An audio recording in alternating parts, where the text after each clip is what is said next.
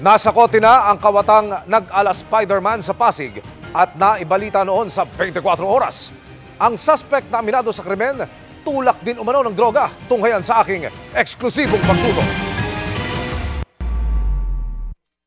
Ilang araw ding naging palaisipan sa mga otoridad kung sino ang lalaking ito na nag-ala Spider-Man at inakyat ang isang residential building sa Pasig para pagnakawan ang isa sa mga nakatira rito. Kahapon, isang lalaki ang nadakip sa buy-bust operation ng Pasig Police matapos na mabilhan daw ng iligal na droga. Ang suspect inimbestigahan ng gusto dahil kamukha umano ang lalaking nasa CCTV video na sangkot sa kaso ng nakawan. When we review the CCTV footages dito sa mga insidente ng mga akyat bahay, nakita namin na iisa yung suspect and may familiarity.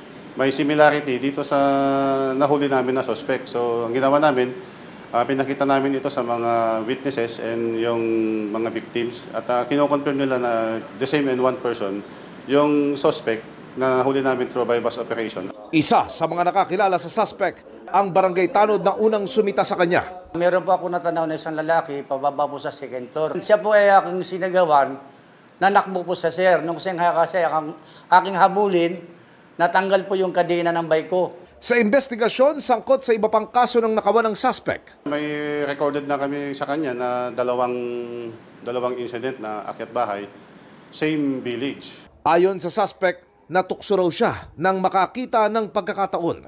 May nakita lang pong bukas sa bintana. Okay. Kasi inakit ko na po kagad. Baka sakali lang po. Ngayon, pagbukas ko bintana, may nakita po akong wallet. Magkano nakuha mo? Magkano naman? 1.5 po. 1.5? Opo. Pagkatapos saan ka na nagpunta? Uwi na po sa bahay. Sa pinabili ko po ng gamot ng nanay ko. Hindi naman daw niya gagawin yun, kung di dahil sa karamdaman ng ina. Humingi po ako ng tawad.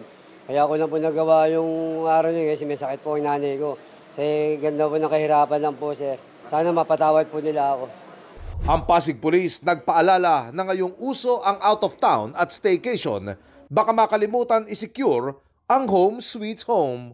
Public safety is a shared responsibility.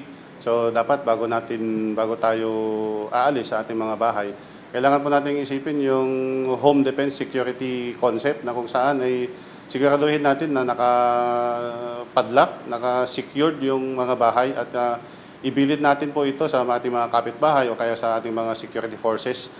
Para sa GMA Integrated News, Emil Sumangil, nakatutok 24 oras.